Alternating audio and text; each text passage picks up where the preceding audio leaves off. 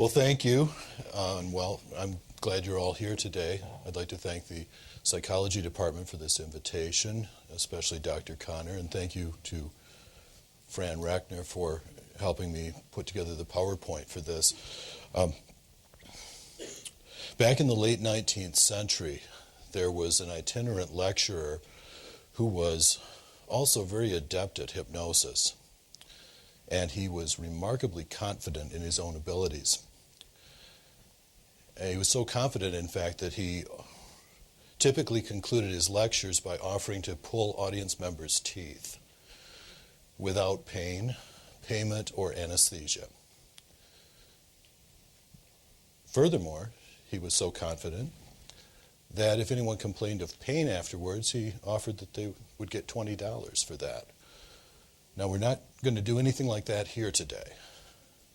We're also not going to make anybody quack like a duck or cluck like a chicken or get stuck to the floor, anything like that. Because I don't have a lot of experience with either stage hypnosis or with hypnodontics. But it's hard to talk about hypnosis, though, without at least mentioning stage hypnosis, because that's most people's reference point for it. So I figure we need to at least dispose of that at the front end. Now, I'm not here to trash and bash stage hypnotists. Folks doing that are really good at what they do, and it has a lot of entertainment value. You've probably seen some of those shows. Who here's been to a stage hypnosis show? Okay, a few of you. All right. So you know a little bit about that then. And it usually goes something like this. The hypnotist works the crowd up into a fever pitch of excitement and expectancy, much like I'm doing right now. And then calls for some volunteers. And some volunteers come up on stage.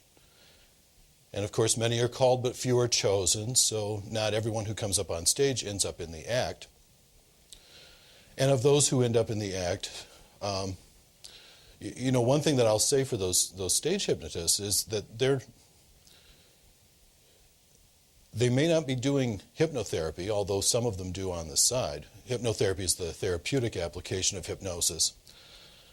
But they're really, really good at very quickly assessing who's going to be most amenable to going into trance, and then getting them into trance very quickly and getting them to have some fairly profound experiences.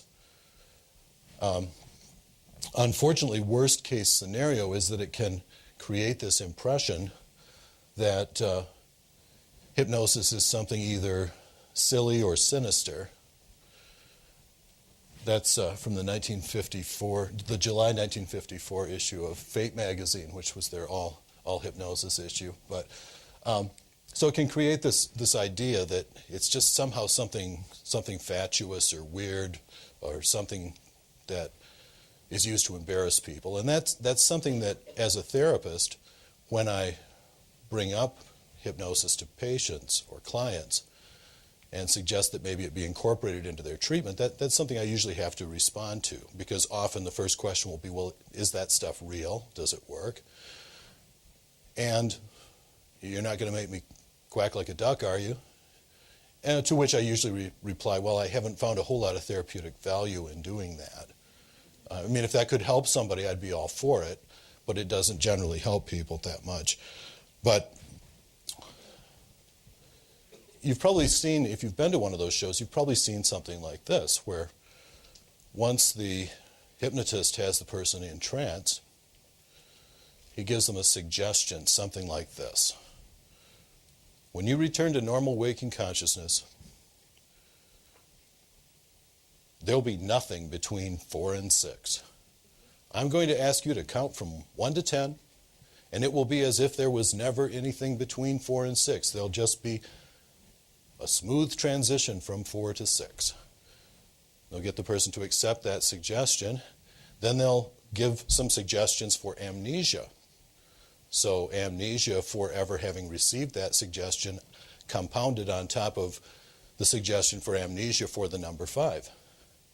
And then they'll call the person out of trance, bring them back, or emerge them from trance, I should say, and then say, will you please count to 10 for me? The person goes, well, of course, sure. 1, 2, 3, 4, 6, 7, 8, 9, 10. They'll ask a couple times, you sure about that? And the person starts looking a little perplexed and befuddled, but keeps counting that way. Then the hypnotist says, well, how many fingers do you have? Why, 10, of course. Don't you? Well, will you please count your fingers? Sure. 1, 2, 3, 4, 6, 7, 8, 9, 10, 11. And what you'll notice might start happening is that that person starts to get a little huffy and a little defensive. Why, of course I have 11 fingers. Everyone has 11 fingers. And then they remove the suggestion, and everyone has a great laugh, and everybody goes home, and the person reports amnesia. And what the heck does any of this have to do with therapy? Well, it has something to do with something very similar happens to people sometimes who have traumatic experiences. What I just described there is something called the Compulsive Triad. And that's something that was identified, I believe, by David Spiegel, who was a clinical hypnotherapist some years ago. And the Compulsive Triad is this. There's amnesia for the original suggestion or the imprint. Events and experiences in our lives can have an imprinting effect, much like a hypnotic suggestion. And in fact, I would go so far as to say that when we're dealing with things like phobias, that's what's going on. I think of phobias as kind of a circumscribed or situation-specific form of post-traumatic stress. And so there's amnesia for the original suggestion or imprint. I wonder what that was. A compulsion to act, and then rationalization for the action. That's the compulsive triad. That's the principle in that particular form of stage hypnosis that I just described, and that's something that happens in real life when we have certain kinds of traumatic experiences. Now, our outline for today, and we may well have more material than we're going to be able to get to, so we may have to move fairly quickly through some of it, but the outline for today is to take a look at some of the conflicting definitions and descriptions of hypnosis, to briefly consider the history of hypnosis, to look at some recent research that supports its therapeutic value, and then finally to talk a little bit more specifically about how it can be used as an adjunct or complement to counseling and therapy, or specifically addiction treatment, which is what I work in. I work at Westbrook Recovery Center, which is an addiction treatment center here in Grand Rapids. And how I became interested in hypnosis in the first place, really, was some years ago when I started working in addiction treatment. I noticed something about a lot of our patients. When they would talk about their relapses, a relapse is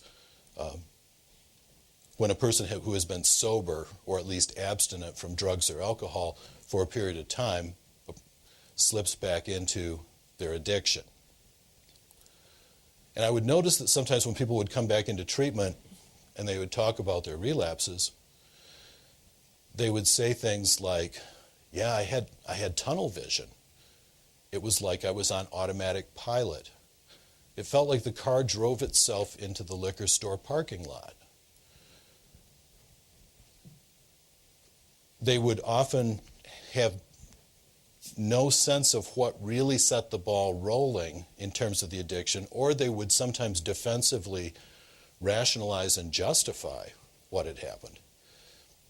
And often when they would talk in group therapy, about their addictive patterns, you could see very definite changes in their demeanor, their tone, their inflection, their mannerisms sometimes would even change. And I thought, these dynamics look a lot like what I would imagine hypnotic trance could look like.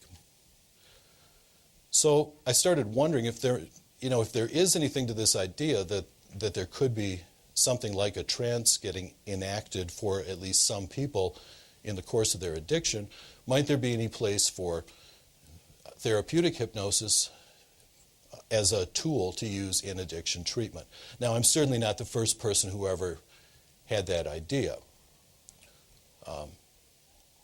But when I pursued addiction treatment, when I pursued hypnotherapy training a few years ago, I also came across a book that seemed to really reinforce this idea and that I found very helpful. It was called Trances, From Magic to Technology, by a guy named Dennis Weir. And in that book, he presents a fairly abstract model for understanding trance, but an entire chapter of the book is entitled Pathological Trance and Addiction. And it made a ton of sense to me. And he even used some of the same kind of language that patients and clients were using. He would say things like, he conceptualized trance broadly on a continuum from normal concentrated attention to profound trance states. And he integrated two conflicting or opposing models for understanding trance, which we'll talk about in a little bit.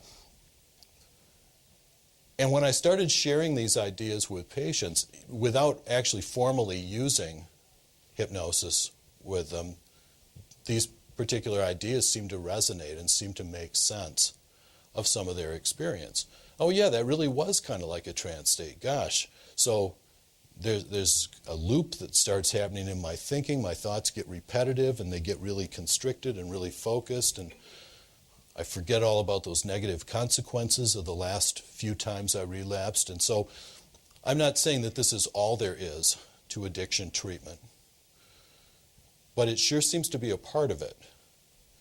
So we'll come back to that. Like I said, a little later on, toward the end especially, we'll get into more specifically what are some ways that therapeutic hypnosis can be used in addiction treatment.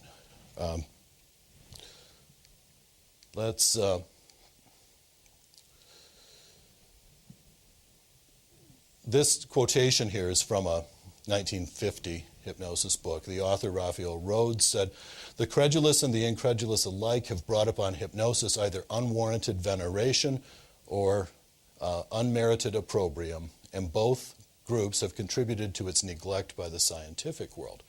There's been a history of, on the one hand, people making some extravagant claims about hypnosis, and on the other hand, people having a sort of a reflexive, knee-jerk debunking attitude toward it. And part of the problem has been that there hasn't always been a real solid way to explain it in terms that satisfied the scientific community. Plus, depending on whether people were using it in a research context or in a clinical or therapeutic context, they tended to see different phenomena. So that's been part of the problem all along. What I find with this talk is that it's like once we dispose of the notion that it's just a stage act, we're still confronted then with the problem of, well, then what the heck is it? Because there, as you'll see, there hasn't been common agreement about how to explain it or describe it. So again, that's our outline.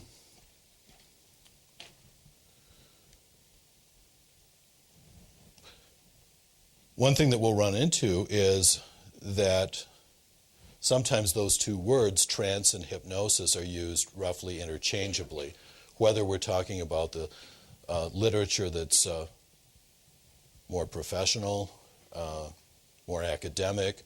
There's a confusion of terms. I think for our purposes today, we'll try to stick to the idea that trance is the state and hypnosis is the means or method of getting one into that state. But please forgive me in advance if I'm not consistent with that, because the sources that I'm drawing this material from were not consistent with that either. And it's important to know when we're talking about trance or hypnosis that everybody has experienced it. Anything that we could label a hypnotic phenomenon, time distortion, amnesia,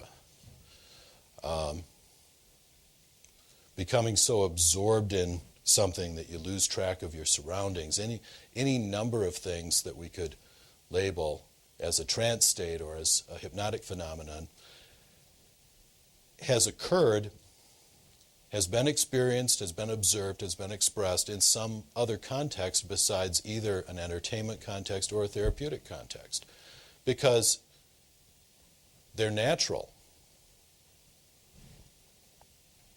So Leslie Lecron said, you've entered hypnosis spontaneously, literally hundreds and even thousands of times. So some examples of some naturally occurring trances that I'm guessing at least somebody here has experienced today or at some point in the last few hours. Daydreaming.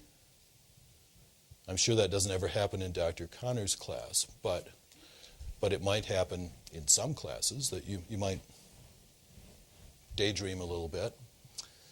Or when you're intensely concentrating on reading, watching a movie or TV program, or on your work, when you're experiencing strong emotions. Think about the last time you got really, really mad about something. And it's not unusual for some of us with that particular emotion or with certain other emotions to almost have a little patter that we go into, a particular, oh, see, this always happens to me, blah, blah, blah, and that's the trance loop. There's certain things that happen bodily, somatically, and there's something going on at the level of thought, and probably some behaviors that go on. Participation in religious ceremony, particularly one that has a meditative orientation, candles, incense, certain types of music, can induce a meditative state or a trance state. And there's certainly, those are not identical, at least in terms of their intention, but there's certainly an area of overlap between them. Who here has experienced highway hypnosis? Okay, a bunch of you. You know what that is? Well, if the psychobabble term for that, or the technical term for that, is a transient dissociative state. But in everyday parlance, it's highway hypnosis. And that's when you're driving someplace and you suddenly realize you've arrived safely and you have no idea what you were doing for the last several miles. If you've ever experienced that, you've experienced hypnosis or trance. If you've ever fallen asleep or woken up in the morning, who here does that once in a while? Falls asleep or wakes up? Okay. That state between sleeping and waking, the hypnagogic state, that's probably the closest comparison to what trance feels like. If you're a therapist and you're trying to explain to a patient or a client what it feels like to go into trance, that's a pretty good comparison. You know, every once in a while you'll meet somebody who insists that they've never had a daydream. I've spent years daydreaming, but sometimes you'll meet people who insist they've never had a daydream. But everybody can relate to falling asleep. And now what might seem like it contradicts some of the other things on here that we might associate with relaxation or a reverie, when we have traumatic experiences.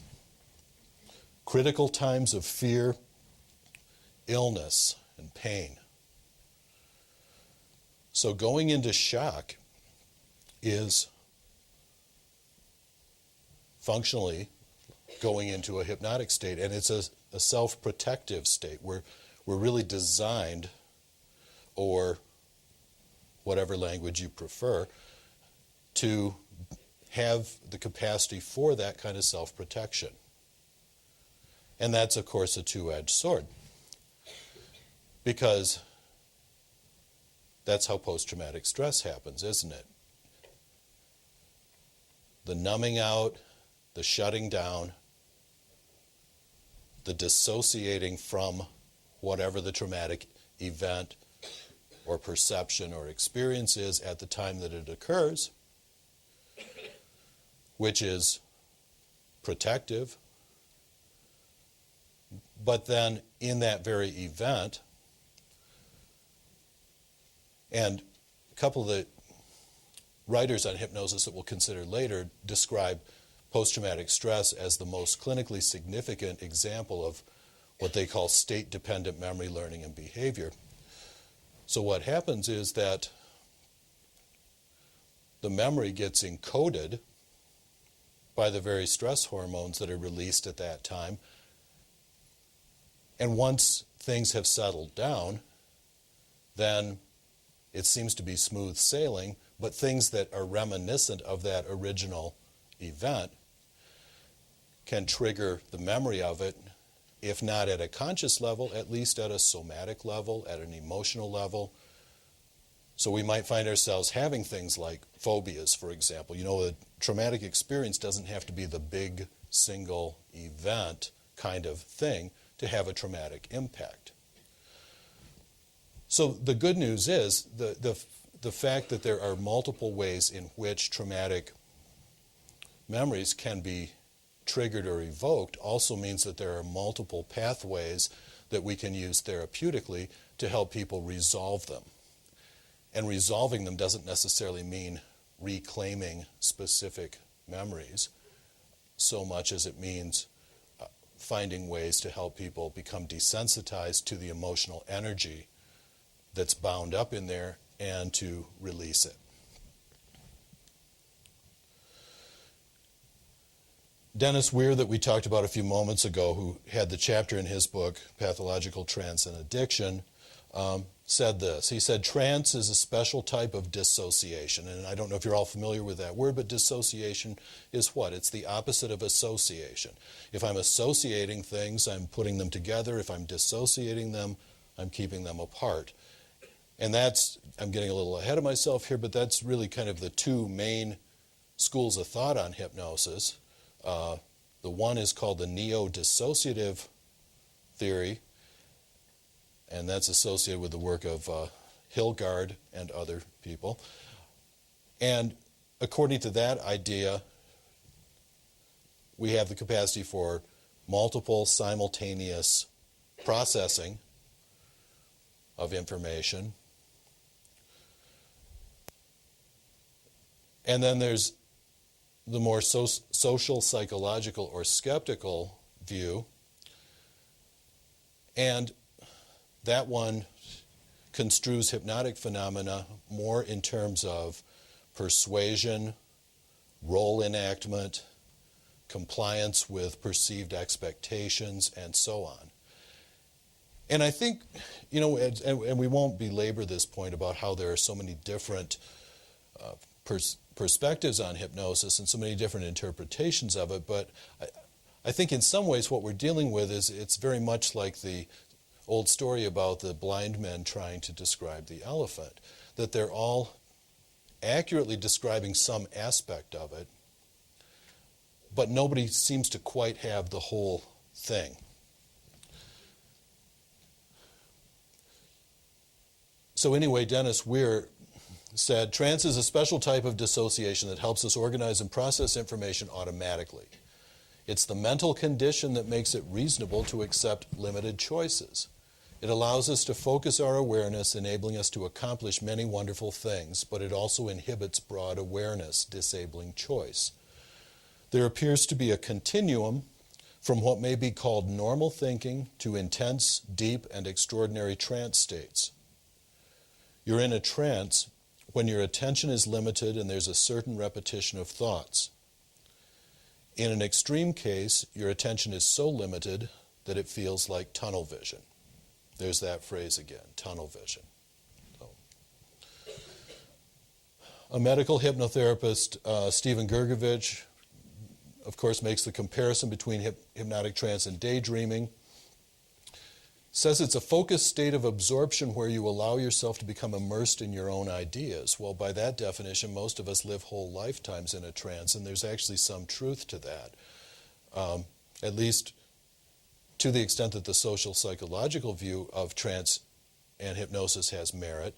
Any belief system, whether or not it's true, functions as a kind of trance in that it disables choice and limits awareness of certain other alternatives.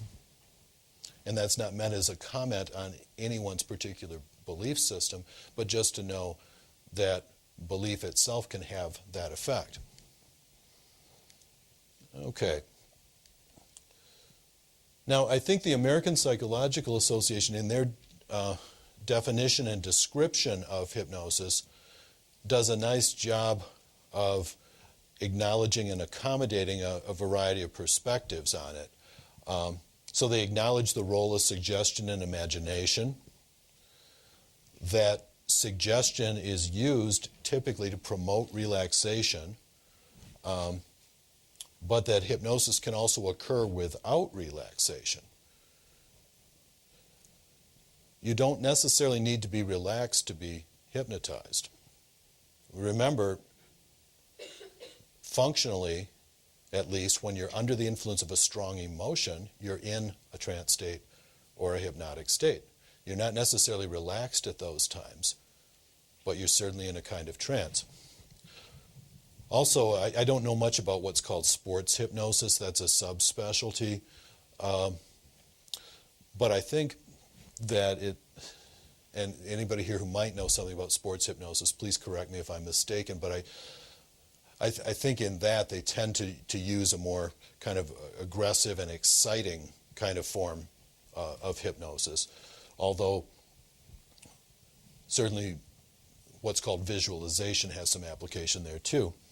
And then finally, that many but not all believe that hypnotic responses are characteristic of a hypnotic state. That's another part of that conflict that we just acknowledged. The Neo Dissociative theorists understand hypnosis in terms of altered states of consciousness, and the social psychological perspective tends to dismiss that view or at least downplay it, sometimes to kind of a hair-splitting and painstaking degree. I have a self-hypnosis book at home that's written from that perspective, and the author sort of poo-poos the idea of altered states,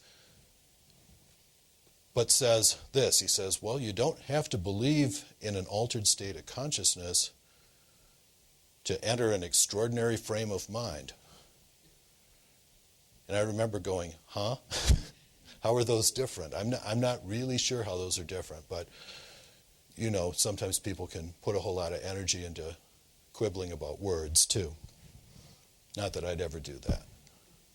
But one hypnotherapist that, time permitting, we'll talk about a little later is a guy named Dave Ullman, and he said he called hypnosis a state of mind in which the critical faculty of the conscious mind is bypassed and selective thinking established. Dave Ullman's an interesting character, as you'll find out, because he really bridges both the stage hypnosis world and the clinical applications of hypnosis. There are some people who have had a foot in both worlds, and he was an entertainer at one time. He was a radio host. He was a stage hypnotist, I believe, at one time. But in the 1950s and early 60s, he trained thousands of doctors and dentists in the use of hypnosis for therapeutic purposes and developed a training course. You won't find a lot of references to him in academic or clinical literature because of the fact that he did not have academic or clinical credentials. But he does pop up every once in a while in some of the clinical literature. So he definitely is somebody who had an influence not only in the entertainment world, but among what are termed lay hypnotists or lay hypnotherapists, and also professional, clinically oriented hypnotherapists. Okay. Rossi and Cheek understand hypnosis in terms of a mind-body process, and I think they probably get the closest to really capturing the whole of hypnosis, because if you notice in this definition here, they describe it as a state of improved concentration that enables you to use effectively the tremendous ability of the brain to alter physiological processes in a beneficial way. So there's that state-dependent idea, but also a use of imagination, the same thing that every good actress used in making her part seem real to an audience. So it's a both and, it's not an either or. It's a mind-body process that has measurable physiological components to it, but it also can be evoked by or expressed through our capacity for imagination. Okay. Well, we've already touched on the conflicting views in the 20th century. The conflicting views of hypnosis in the 19th century were between a school of thought that construed hypnosis as a neurotic symptom, really. If you were able to experience hypnotic trance, it was because you were neurotic, you were hysterical. So it was viewed as pathological, as contrasted with another school of thought that saw it as induced by suggestion and as something that could be used therapeutically. Now, both of those perspectives influenced Sigmund Freud, as we'll find out a little later on. He studied under representatives of both of those schools, although he eventually discarded hypnosis. But okay, so we've talked about that.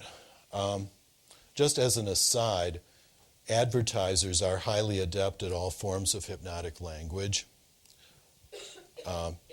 You don't necessarily experience the compulsive triad when you see an ad on TV, but know that a lot of careful thought went into designing an advertisement that is not appealing to your rationality and your analytical capacity so much as it's appealing to instinct and emotion, which are subconscious.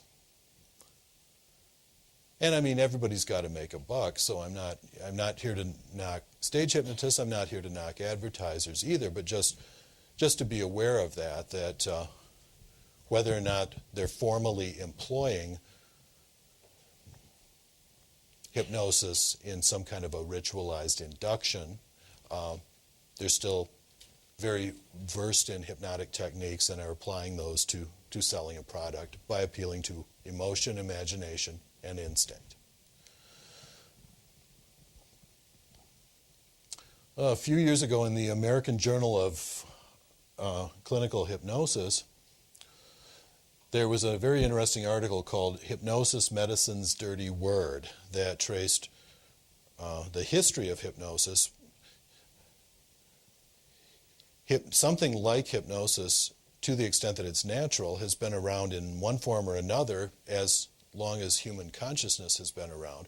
But in terms of its medical and therapeutic applications, it's had a rather checkered history of coming in and out of vogue.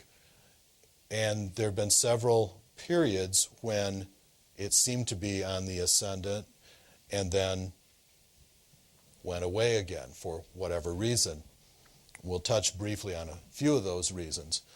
But this William Upshaw, who wrote this article, said that there seems to be almost universal agreement that hypnosis works.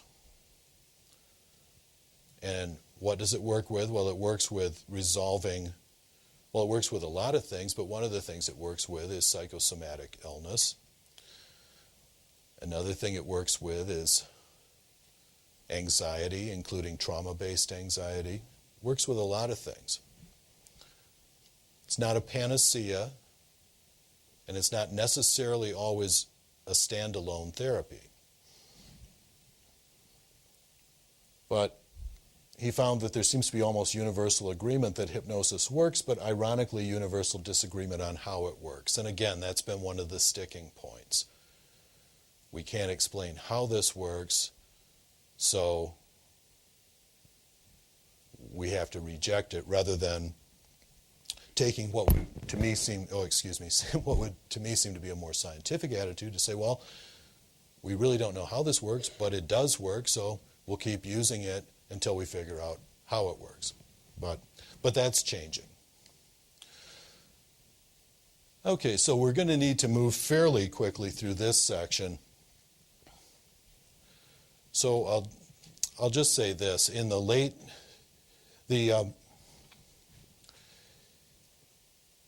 history of modern hypnosis really begins in the late 18th century with a guy named Anton Mesmer, who actually, and that's who our word mesmerism or mesmerize, who those words come from.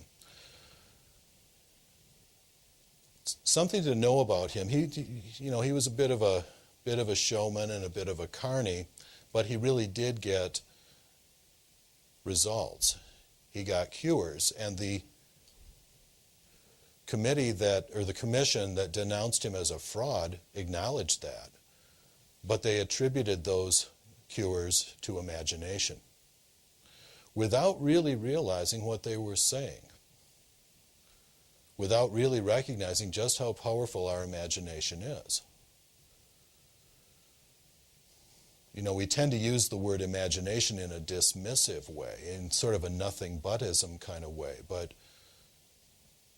the placebo effect is still a real effect. And so, if all he was doing was achieving a placebo effect, he was still achieving a real effect. In just a bit, we'll get to some comparatively recent research with functional magnetic resonance imaging that supports that.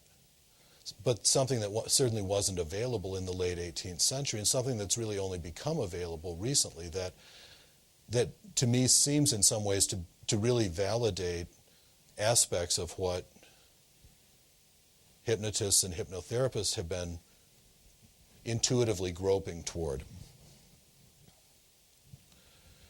So after Mesmer was denounced as a charlatan and disgraced and all that stuff, hypnosis receded for a while. It's important to know that even though it's fallen in and out of disfavor, it's never really completely gone away. By mid-19th century, so say around 1850, it was being used for surgery. Remember, this is before chemical anesthesia was around, and it's also before doctors were really in the habit of washing their hands before they did surgery. So, that was not a good time to require surgery. And any of you who've seen Gone with the Wind know what I'm talking about. But this guy, James Esdaile, he was a Scottish physician living in India, and he had studied Mesmer's techniques. And he found that, he ended up performing several hundred major operations without benefit of chemical anesthesia, and several thousand minor ones, and at a time when the mortality rate for surgery was 50%, his mortality rate was 5%. But then came the advent of chloroform, and nobody needed that anymore. So that was pretty much it for a while. But then, skipping ahead a bit, Well, actually, I just skipped back about 2,000 years, but let's see, how do we get there? Okay, here we go. That's James Esdaile. Okay, we've talked about those competing French schools, both of which Freud studied with. And most of his major ideas originally were derived from what was observed in hypnosis. But he eventually abandoned hypnosis in favor of his method of free association because he just wasn't confident that he was getting permanent results. Not that he got permanent results with psychoanalysis either, but the consensus seems to be that he wasn't really a very good hypnotist. He acknowledged having difficulty getting people into trance, and he was limited by the authoritarian and directive approaches of the day. You know, at that time, hypnosis in a therapeutic context tended to be approached in a very authoritarian manner, very directive suggestions. Well, that doesn't go over real well with everybody. And what's happened through the 20th century and into the present day is that there's been a real flowering of a variety of approaches to hypnosis. There's been a development of what's called a utilization method, or a utilization approach, which uses some of those natural trance states that we talk about. You know, anybody working as a therapist has probably, whether or not they're using hypnosis, has probably seen patients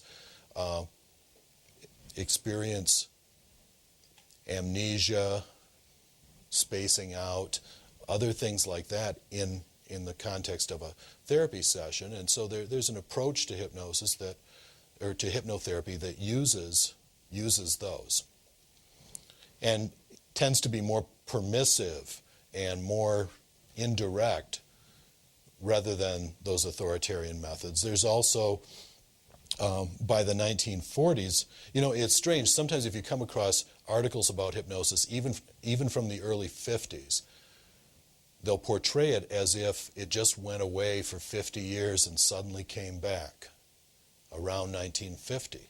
But it didn't really go away. There was all kinds of research going on with it, both academically and therapeutically in the 20s, 30s, and 40s. And there was a flowering of interest in hypnosis after both world wars because of its application to the treatment of post-traumatic stress, or what back then was called either shell shock or combat neurosis. And in fact, one of the people who was working with that right after World War II is, to my knowledge, still active and still writing. He's got to be in his 90s now, J.G. Watkins. He wrote a book in the 40s called Hypnotherapy of War Neuroses, and he pioneered a hypnotherapy approach called ego state therapy. And that treats even normal people as multiple beings, people who have different parts. You know, and everyone, whether or not they're causing you a problem, I think everyone can relate at some level to that idea that, you know, you're different in different situations. There's this emotional side of you that comes out at certain times. There's this maybe hard-nosed part of you that comes out at your job, and a more tender-hearted, playful side of you that comes out at home. And that's not a problem. The parts make the whole, and every whole person is comprised of parts. It's only a problem if the parts are in conflict with each other or otherwise working against the aims of the conscious personality. So it's a therapeutic approach that recognizes and acknowledges this multiplicity and promotes conflict resolution, inner conflict resolution. There was also a hypnotherapy approach developed by the 1940s that really brought psychoanalysis and hypnosis back together. So that was our very brief and necessarily selective history of hypnosis, and I think we're going to skip over Dave Ullman for right now. I'll just say this about Dave Ullman. I think no matter what direction you ended up going in as a hypnotherapist, I can think of few better places to start in hypnotherapy training than exposure to Dave Ullman's work. Now later, if you're interested, I can also mention a couple other references if you wanted to look up something on self-hypnosis, for example. But if you are ever pursuing hypnotherapy training, definitely seek out Dave Ullman's book, Hypnotherapy, if it's not part of the curriculum. Okay, so we've talked about them. Now, something interesting that's happened in recent years is the work of Candace Pert. And I'll admit that physiology and anatomy and all that stuff's a bit out of my depth, but it's like way out of my depth actually, but she worked for the National Institute of Health, and she discovered the opiate receptor, and through her work she came to recognize what she termed the psychosomatic network, the mind-body network, which recognizes that receptor cells and neuropeptides and stress hormones, information substances they're called, that those are not just distributed in the brain, that they're distributed throughout the body. And you know, one of the therapeutic uses of hypnosis all along has been exploring that mind-body connection, although it was difficult to explain that or articulate that in terms that were necessarily acceptable to the scientific community. I think her work has contributed to some change in that, because she's actually recognized in her work, as I said, that these things that were thought previously just to be in the brain are really distributed throughout the body, and so explains something about that mind-body connection in a very useful way that can be explored through therapeutic hypnosis.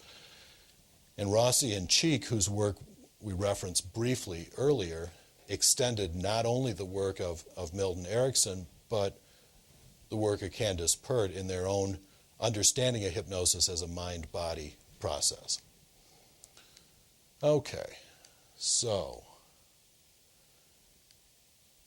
all right, well, let's get into some recent research. Now, recent research with functional magnetic resonance imaging found that exposure to cocaine-related images for just 33 milliseconds, which is not enough time to register consciously, triggered the emotional centers of the brains of patients addicted to drugs. And according to the National Institute of Drug Abuse director, this was the first evidence that cues outside one's awareness can trigger rapid activation of the circuits driving drug-seeking behavior. Remember, we talked about that compulsive triad. Well, here's something along those lines. If you're addicted to cocaine, and I think this applies to other drugs too, you can be triggered without knowing why you were triggered or what triggered you. And triggered means having the impulse to use activated within you, whether it's at a thought level or at a body level, at the sense of a craving, whatever that is. So that can get stirred up subconsciously. So, you know, one thing when I work with clients, whether or not I'm using hypnotherapy with clients or patients, one thing that I'd like to encourage them to recognize is that they don't need to know necessarily why they were triggered.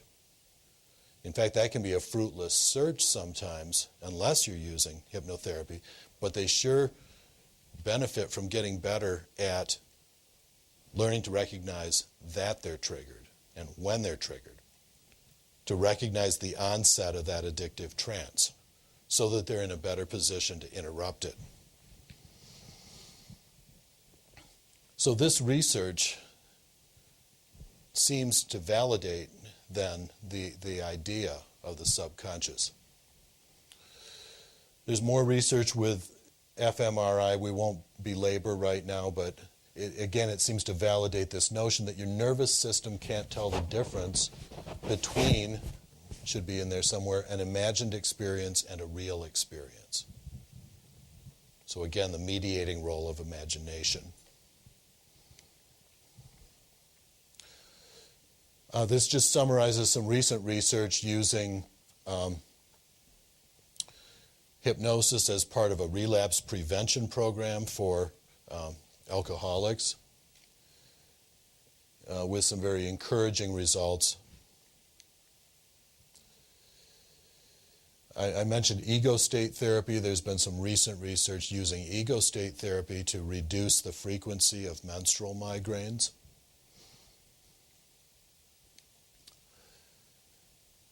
And a 1995 meta-analysis of 18 studies comparing cognitive behavioral therapy, which is a highly researched and kind of status quo form of counseling and therapy. A 1995 meta-analysis of 18 studies comparing cognitive behavioral therapy, or CBT, to the same therapy supplemented by hypnosis demonstrated that the addition of hypnosis substantially enhanced treatment outcome. These studies involved a variety of clinical conditions, including chronic pain, insomnia, obesity, and phobias. Which brings us to therapeutic applications. Well, hypnosis has at least complementary or adjunctive use in many areas, including pain management.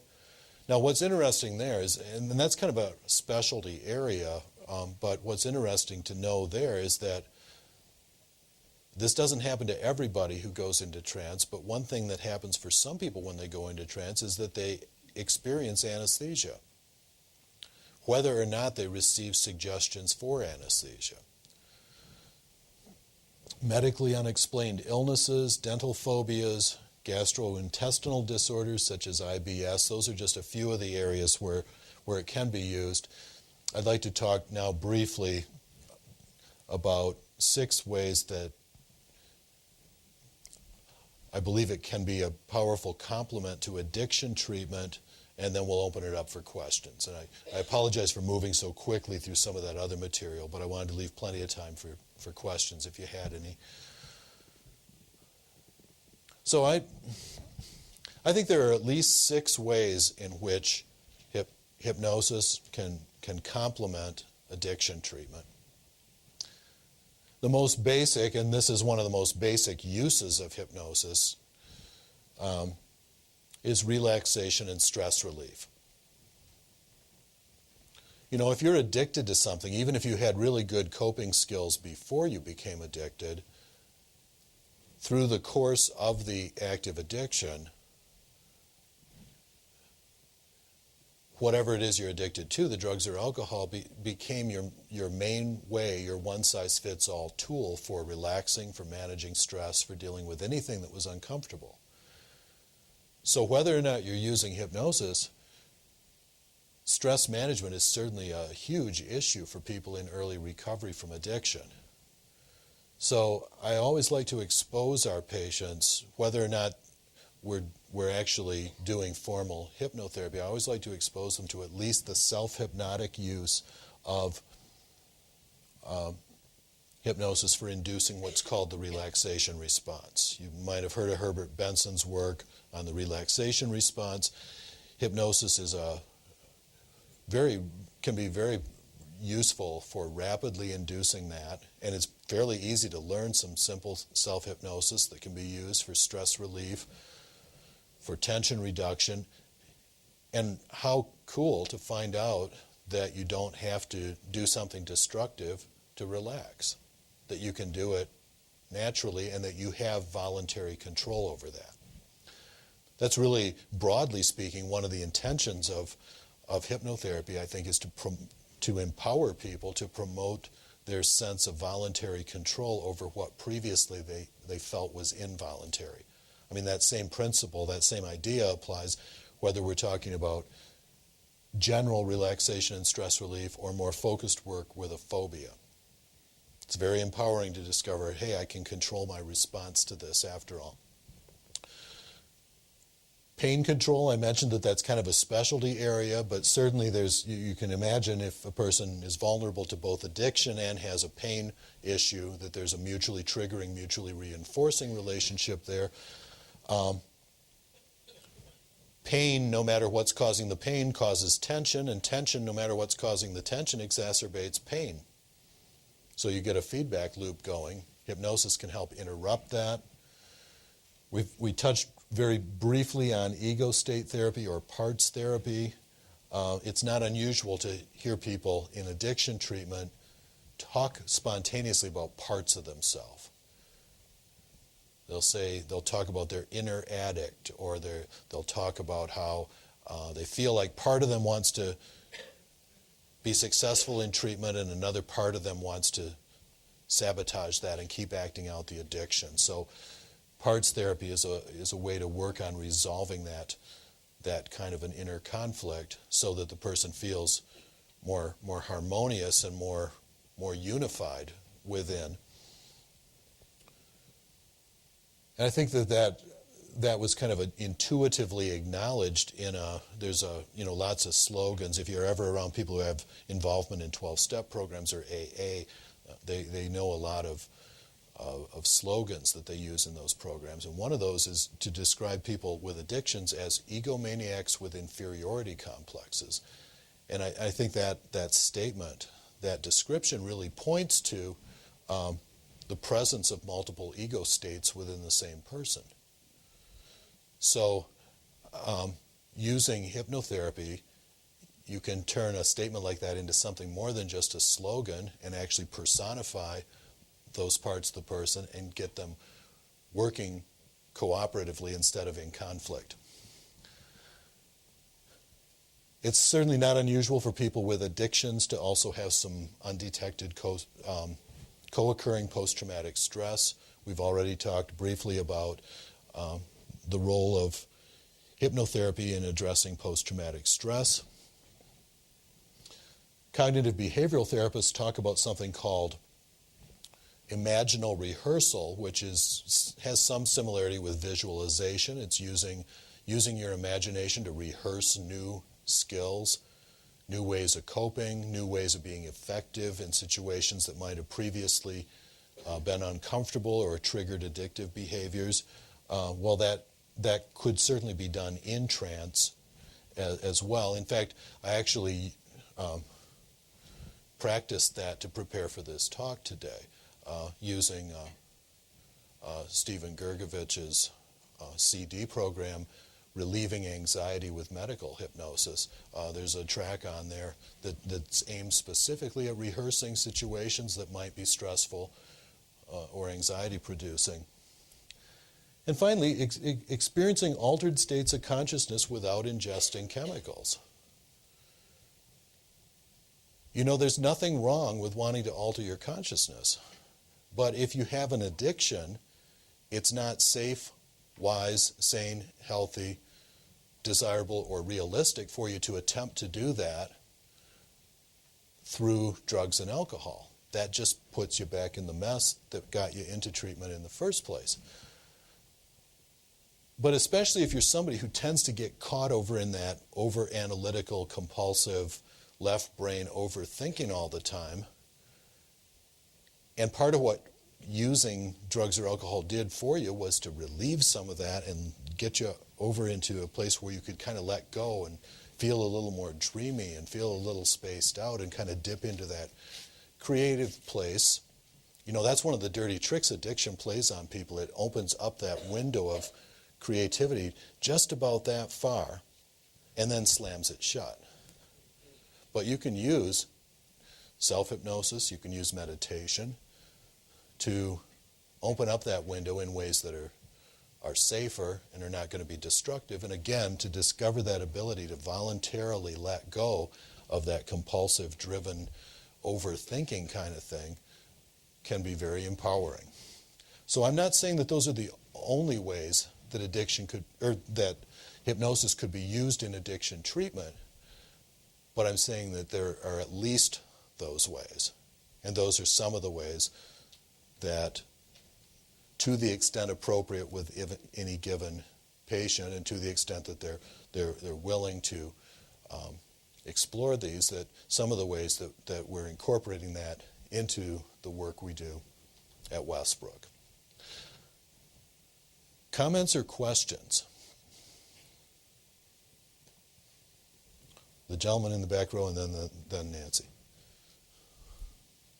I read a book a few years ago called The Origin of Consciousness and the Breakdown of the Bicameral Mind by Julian James. It seems to indicate that 4,000 years or so ago, there was a major shift in consciousness from a tribal group thought way to thinking more independently. Mm-hmm. And I heard you say earlier that hypnosis has been around as long as consciousness has been around. Mm-hmm. What was happening prior to this origin of consciousness? I have no idea. That's a great question. I've heard of that book, but I've never read it, and I have absolutely no idea what was happening back then. Can I just interrupt you for a second?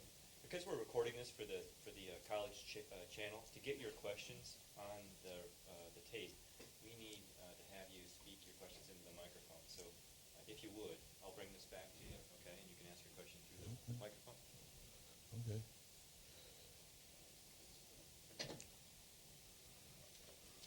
I could repeat the questions too if that would be helpful. I wasn't thinking right then. The other question was, when I was in India a few years ago, I saw this Indian rope trick where there was a dozen of us standing around this sadhu, and he had this basket, and the rope came out of it, and the young boy went up the rope, and then the magician went up the rope, and he kind of sliced this kid into a lot of little pieces and threw the body parts down into a big basket, and we're all in shock. And my friend had a camcorder recording the event, and we all swore we saw this, and the magician came down off the rope and picked up all the body parts, put them back in the basket, and the kid came out of the basket like a trick. Mm-hmm. But when we got home back to the hotel, the camcorder showed that the rope never came out of the basket. Hmm. And we were under some form of mass hysteria. Is that a hypnotic state? Yeah, I think so. And I don't know a lot about that, but there's a very interesting book. There was a guy named Ormond McGill who was a stage hypnotist and who also was a student of comparative mysticism, and he wrote a book called Hypnotism and Mysticism of India, and he describes that particular trick in it. And if I'm not mistaken, he actually does talk about it in the terms that you just did, that particular trick is actually an illusion created hypnotically in the people observing it. But I am not experienced with that, so we generally don't do the Indian rope trick at my job. So, but great, interesting question. And the other question was about the origin of consciousness and the breakdown of the bicameral mind. And I have never read that book, so I can't really comment on that. But thank you for asking it. Nancy, you had a question.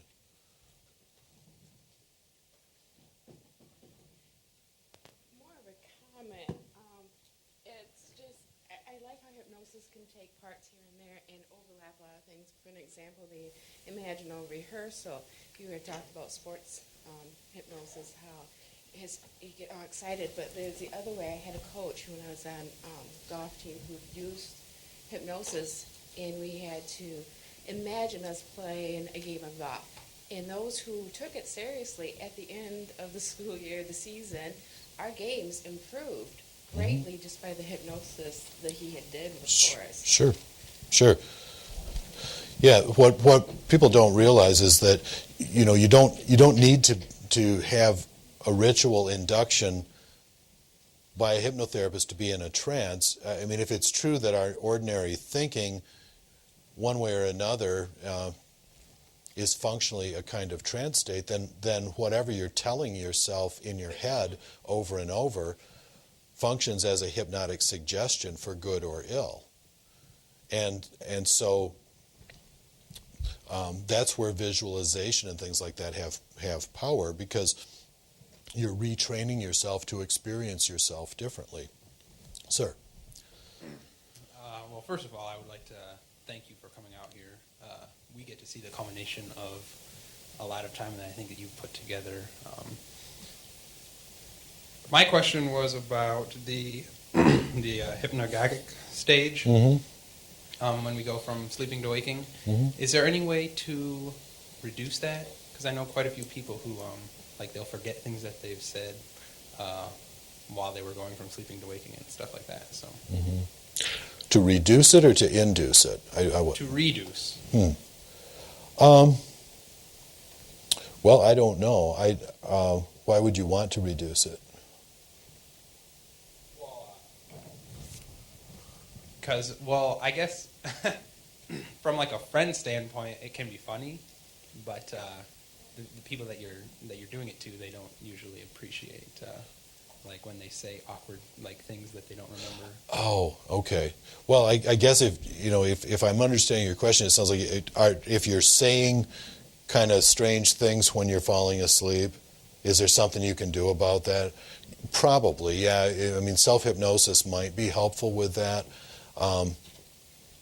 If it's becoming a real problem of some kind, I might want to look into either self-hypnosis or maybe even exploring, is there some kind of an anxiety basis for that. But that's actually the time when you're supposed to think kind of weird stuff, because if you ever spend any time in that state between waking and sleeping, that's when what? That's when you're still aware of your surroundings, but your thoughts are getting kind of strange and dreamy, and a lot of creative ideas can come out of that state. So don't sell yourself short. You might be able to use that state creatively.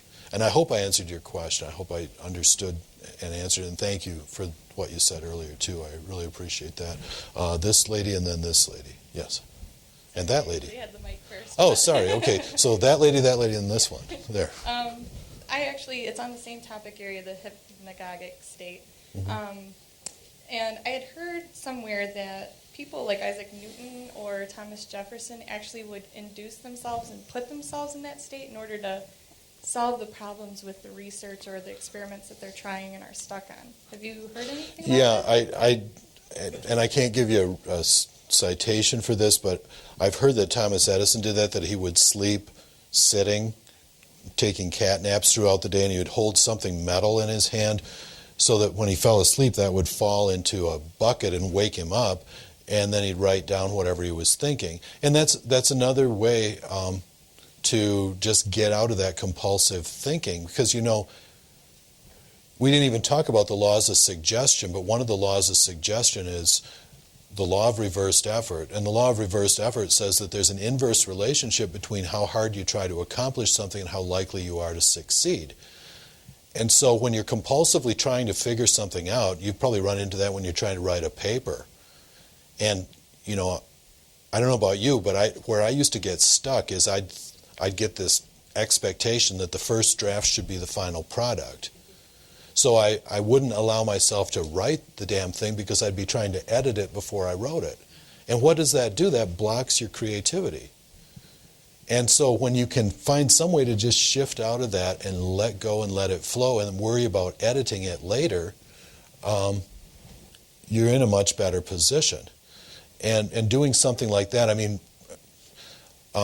don't know if I'd want to get woken up that much, because I kind of like to snooze once in a while, but doing something like that would sure be a way to help yourself bypass that critical faculty of the conscious mind and gain access to some inner resources for creativity.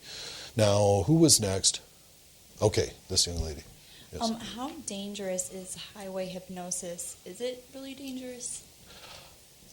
Assuming you arrived safely, it wasn't. But, I sure wouldn't recommend listening to a hypnotic CD while you're driving and attempting to induce highway hypnosis. But if it has happened, it hasn't been dangerous, because in fact, it's actually kind of used as some evidence to say, your subconscious, your unconscious mind is really protective and is really taking care of you at times when maybe you're not taking the care of yourself that you should be. But do not try to induce highway hypnosis. Okay, there are much safer forms of self-hypnosis than that. But yes? I was wondering about those post-traumatic stress, like Mhm. triggers. When people have the experience of post-traumatic stress, they forget things. Mhm. Could you use the hypnosis to start helping you to remember certain things? Mhm. Or is that not good? Sure. Where you'd probably want to start with the person is you'd probably want to start using some hypnosis just for ego strengthening so that they'd feel more of a sense of being in control. Because part of what's traumatic about post-traumatic stress is that feeling of having your control and your power taken away from you. So anything that you can do to help empower a person therapeutically to feel like they have more voluntary control over their experience is going to be helpful.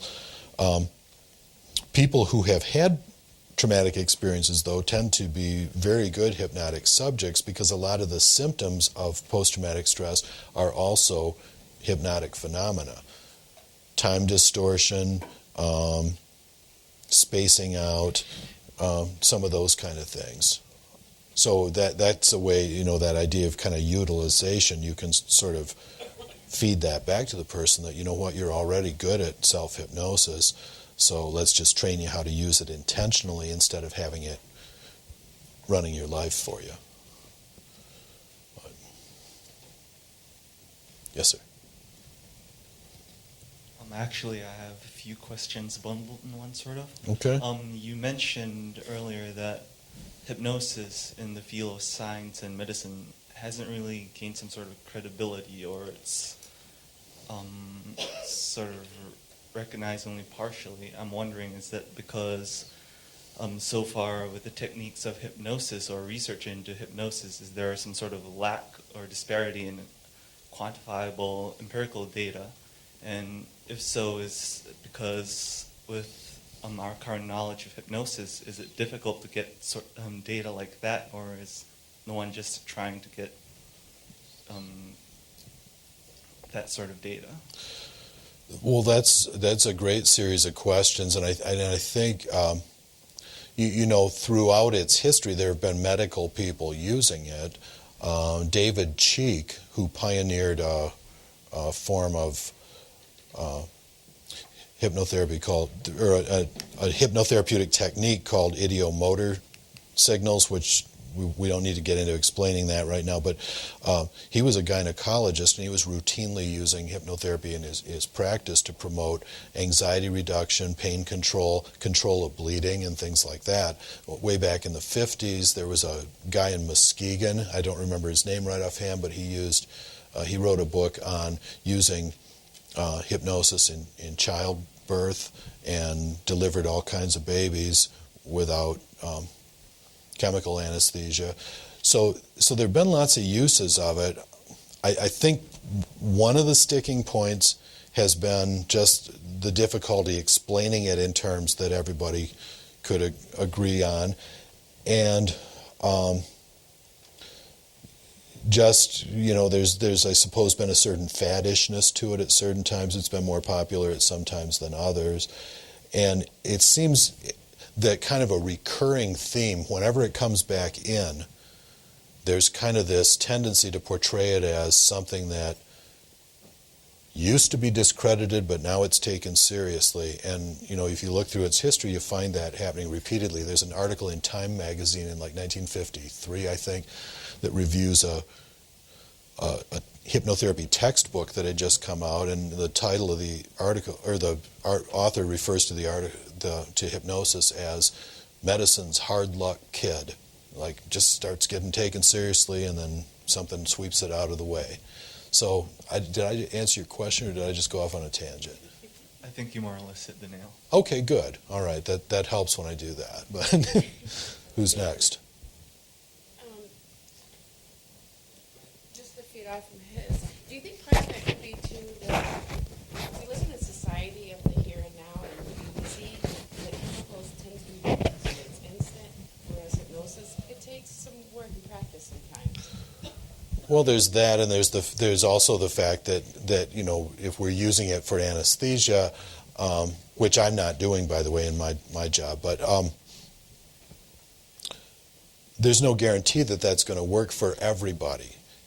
Everybody can be hypnotized to some degree. Not everybody can be hypnotized to that degree. And sometimes surgery has to happen in a way that doesn't allow any time to condition for it or prepare for it using that kind of a technique.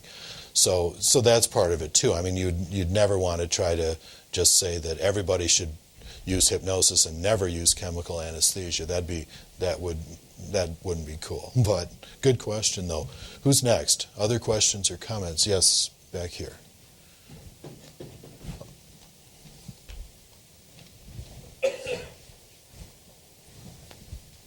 I was just wondering if the results from using or applying hypnotherapy to relaxation and stress relief, if that's similar to that found from biofeedback, and if it is, what would make one more, I guess, appropriate to use? Mm-hmm. Well, some people who have difficulty responding to hypnosis seem to respond well to biofeedback, or neurobiofeedback. And I don't really know what the difference is exactly. I don't know how to explain that.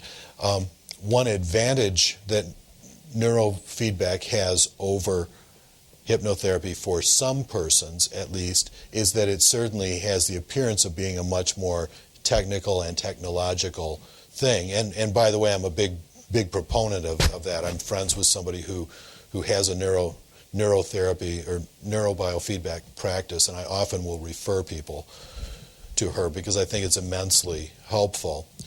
And I think it's tapping some of the same territory, but there's probably some stuff that's unique to both too.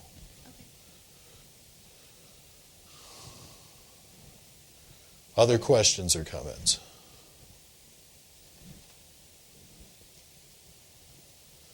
All right. Well, thank you for your time and attention and interest. And see ya.